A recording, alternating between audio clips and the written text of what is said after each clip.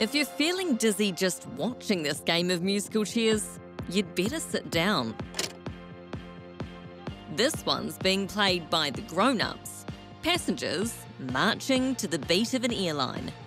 That decides which seats are taken and who's left on the ground.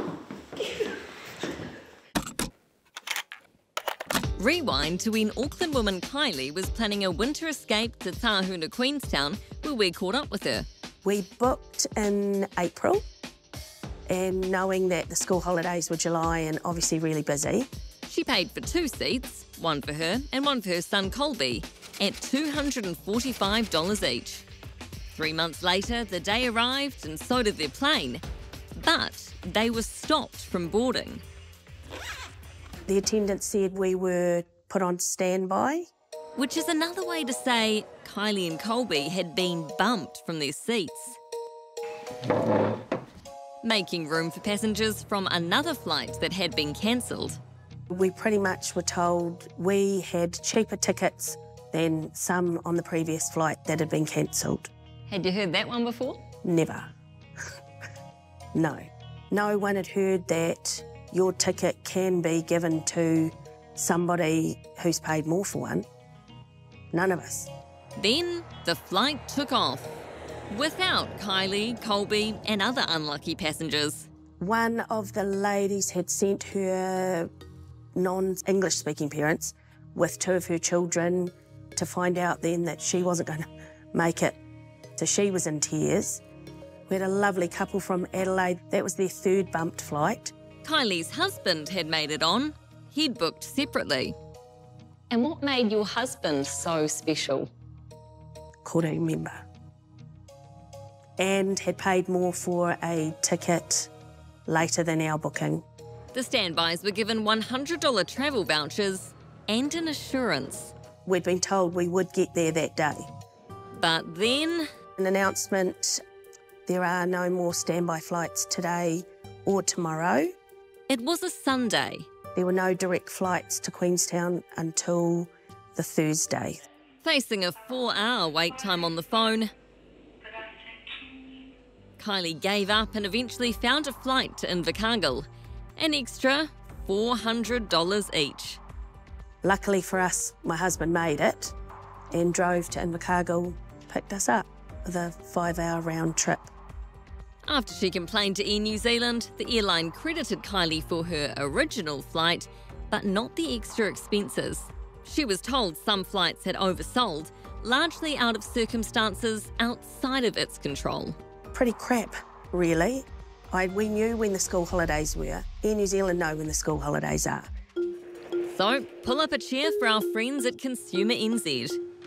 What's really key for a passenger is to get an understanding of why they've been bumped off the flight, and then they can know whether they are actually entitled to a refund. Consumer says while there's no definition of what events are considered within an airline's control, it would include things like mechanical, staffing, scheduling and overbooking issues. But airlines aren't liable if it's a case of bad weather, air traffic control directions, government orders like COVID restrictions, major events like an earthquake or volcanic eruption, or a medical emergency. Airlines aren't particularly forthcoming with their offers of compensation, and what this means is that it actually relies on a customer knowing what their consumer rights are. When an airline is at fault, the Civil Aviation Act sets out what's owed to customers. They need to compensate them either 10 times the price of the flight, or they need to pay for what they've had to cover. So that might be additional flights, accommodation, rental cars. So whichever amount is lower. You heard right. You can claim up to 10 times the cost of your ticket. Gemma says that explains why airlines pick on people in the cheap seats. The more expensive the flight, if you're bumped off, the more that they might have to pay you. In Kylie's case, Consumer NZ think Air New Zealand got it wrong. Yes, it was the school holidays, but the crux of the issue, the crux of the reason why she was kicked off the flight was that it was overbooked. And that is something that the airline did. So we think that they are liable and that they should have provided full compensation for that. Air New Zealand told us it doesn't deliberately overbook or oversell flights. It explains that the Davis family's flight was over capacity because it needed to carry passengers from an earlier flight that had been disrupted by crew illness. But Kylie's still left wondering about future plans. Why are you penalised for being organised? It's made us think of that next time for the September holidays. Do we wait until the last minute so we know we will get on that flight? So we asked Air New Zealand if it would change its tune and compensate Kylie in full. We're sorry for the disruption to the Davis family's travel. It was on one of Air New Zealand's busiest weekends.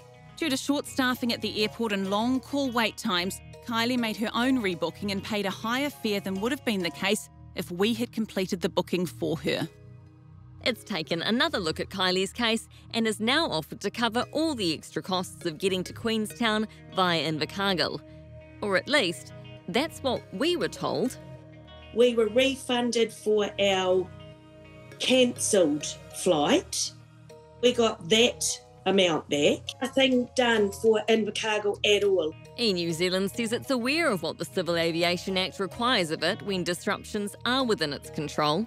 We want to get back to providing world-class customer service, and we're asking our loyal customers to bear with us over the next few weeks as we ramp up our operations and get new team members on board. So, no matter how the game plays out, you need to know what you're entitled to so you can get a win.